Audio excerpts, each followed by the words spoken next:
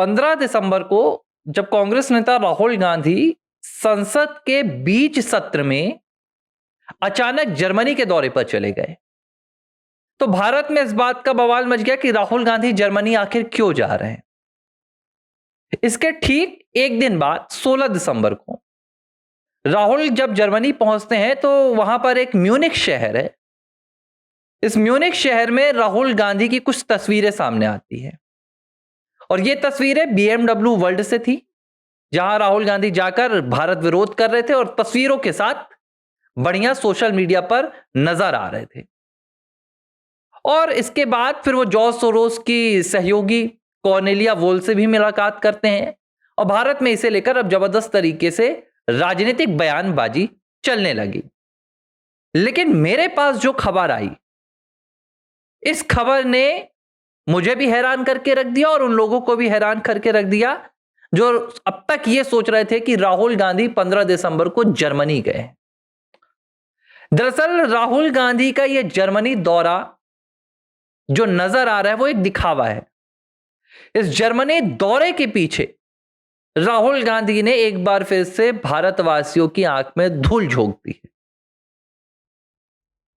एक ट्वीट आया है और यह ट्वीट राहुल गांधी की नागरिकता को चुनौती देने वाले भारतीय जनता पार्टी के नेता विघ्नेश शिशिर के द्वारा आया है।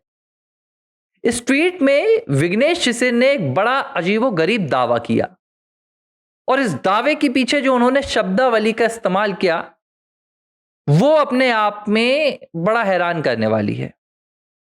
विघ्नेश शिशिर एक ट्वीट करते हैं जिसमें वो राहुल विंसी नाम का इस्तेमाल करते हैं।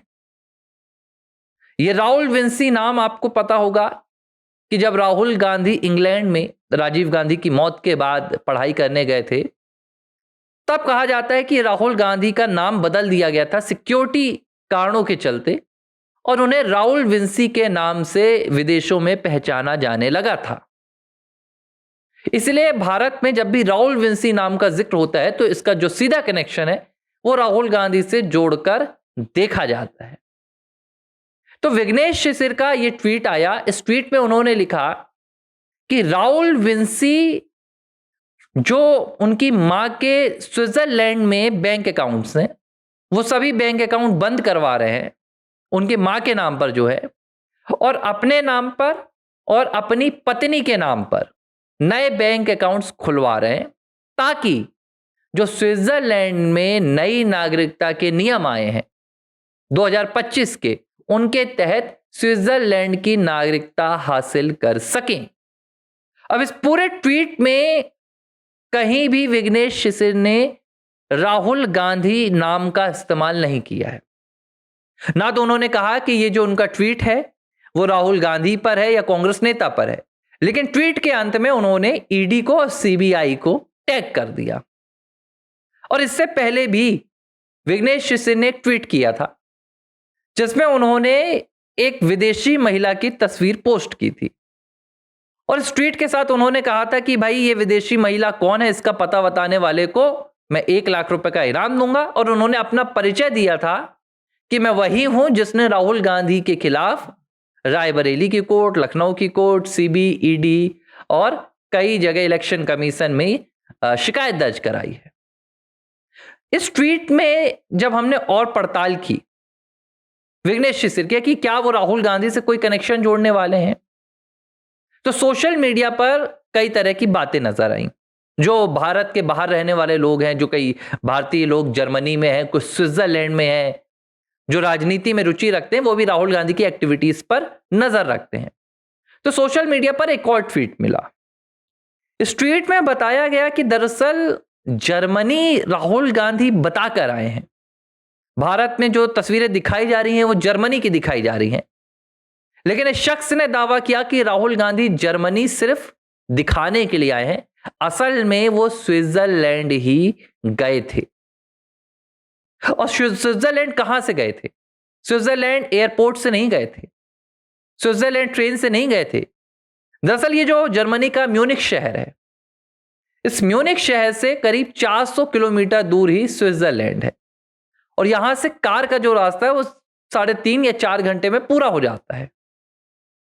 सवाल ये उठ रहे हैं कि क्या सिर्फ Munich Rahul Gandhi BMW world में जाने के लिए पहुंचे थे, क्योंकि उनका जो दौरा था वो तो बर्लिन से शुरू हुआ।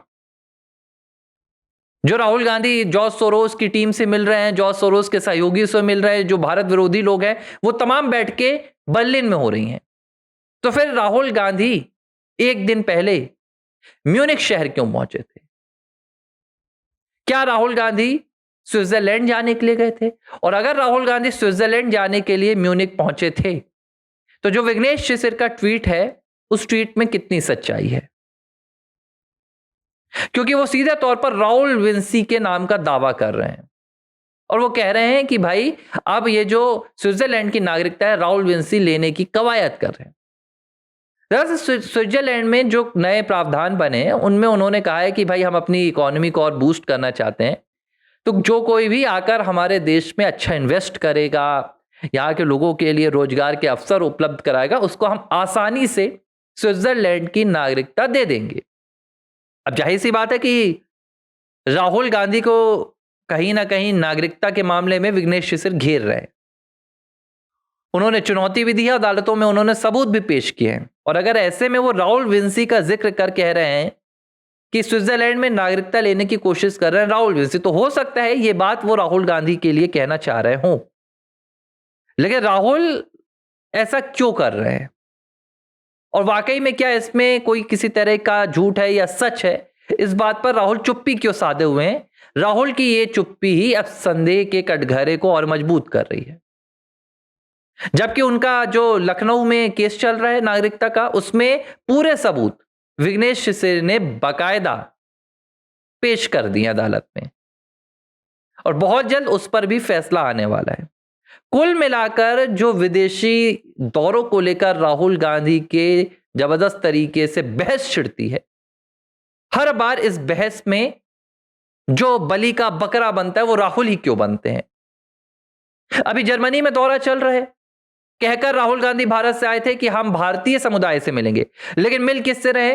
कॉर्नेलिया वोल से मिल रहे हैं। कॉर्नेलिया वोल कौन सा? सेंट्रल यूरोपियन यूनिवर्सिटी की मेंबर ऑफ ट्रस्टीज में से एक है और इस पूरी यूनिवर्सिटी में जो फंडिंग होती है वो जॉर्ज सोरोस करता है और जॉर्ज सोरोस इस बात का शौक रखता है कि मैं भारत में तख्त पलट करूं, भारत के लोकतंत्र को खत्म करूं और अपने तरीके से भारत को चलाऊं। यह अमेरिकन अरबपति भारत के खिलाफ दिन रात साजिशें बुनता है, भारत में अपना इकोसिस्टम मजबूत करने के लिए ऐसे लोगों को अपना हथियार बनाता है जिनके जरिए वो काम करवा सके। तो सवाल उठता है कि क्या राहुल गांधी सीधे तौर पर भारत विरोधी हो गए हैं? वो खुलकर भारत विरोध कर रहे हैं और वो भारत विरोधी मानसिकता ही रखते हैं, क्योंकि ये मेरा सिर्फ कहना नहीं है। सुप्रीम कोर्ट के भी एक जज ने राहुल गांधी से एक सवाल में ये कहा था कि आपकी जैसी सोच है, कोई भारत विरोधी ही ऐसी सोच रखता होगा, भारत प्रेमी या राष्ट्रभक्त तो ऐसी सोच नहीं रखेगा। यह सत्ता की लालच में राहुल को यह बात समझ में नहीं आ रही कि जिन ताकतों का वो सहारा ले रहे हैं भारत की सरकार को सत्ता से बेदखल करने के लिए, दरअसल वो भारत का विरोध बना रहे हैं, वो भारत के खिलाफ काम कर रहे हैं। बहरहाल मुझे समझ में नहीं आ रहा है कि हमारे वीडियो बनाने से, हमारे और आपके कमेंट्स करने से, लाइक करने से राहुल के इन कारनामों का क्या हश्र होगा, उन्हें क्या सजा मिलेगी? क्योंकि सरकार के जो पार्टी के ही नेता हैं, मैं सीधे तौर पर स्पष्ट कह रहा हूं, मेरे लिए राष्ट्र सर्वोपरि है। बहुत से लोग हैं हमारे जो साथी, वो भारतीय जनता पार्टी के समर्थक हैं, लेकिन भाजपा के आईटी सेल में आप पूरी तरफ देखिए, राहुल गांधी का जर्मन दौरा, जॉर्ज सोरोस से मिल रहे हैं राहुल गांधी, कॉर्नेलिया वोल से मिल रहे हैं, भारत विरोधी से मिल रहे हैं। कितनी एफआईआर हुई राहुल गांधी के नाम पर? कितनी एफआईआर हुई? अरे दिल्ली के मुख्यमंत्री को आपने जेल में डाला था ना, झारखंड के मुख्यमंत्री को आपने जेल में डाला था ना। तो जब राहुल गांधी सीधे तौर पर जॉर्ज सोरोस के फंडेड लोगों से मिल रहे हैं, तो चलाइए ना देशद्रोह का मुकदमा, अदालत में जो होगा देखा जाएगा। पहले तो आप कार्रवाई कीजिए, पहले तो आप जेल में डालिए। अब भारत की जनता त्रस्त हो गई है, ना तो राहुल गांधी के खिलाफ किसी तरह की कोई कार्रवाई हो रही है, और सवाल उठता है कि भाई जब कार्रवाई नहीं करनी है तो आप राजनीति बंद कर दीजिए। राहुल कहां जा रहे हैं, क्या नहीं कर रहे हैं, आप इस पर कोई भी बातें मत बोलिए। अपने प्रवक्ताओं को मना कर दीजिए, आईटी सेल की टीम को मना कर दीजिए कि राहुल के विदेशी दौरों की चर्चा मत करें। और अगर चर्चा हो रही है तो सरकार को साबित करना चाहिए कि वो इस देश विरोधी गतिविधियों पर सीधे तौर पर अंकुश लगाने के लिए क्या योजना बना रही है। R4 राष्ट्र में पिछले कुछ दिनों से कुछ तकनीकी खराबियां चल रही हैं। हम टीम मैनेज करने की कोशिश कर रहे हैं, इसलिए रेगुलर वीडियो नहीं आ पा रहे हैं, लेकिन आप लोगों का समर्थन लगातार तब भी मिल रहा है। मेरी आपसे विनती है कि लाइक कमेंट के साथ चैनल को सब्सक्राइब कीजिए और ये जो बेल का आइकॉन होता है ये दबा दीजिए ताकि वीडियो आपके पास तक पहुंच जाए, ज्यादा से ज्यादा लोगों तक हमारी बात पहुंचे।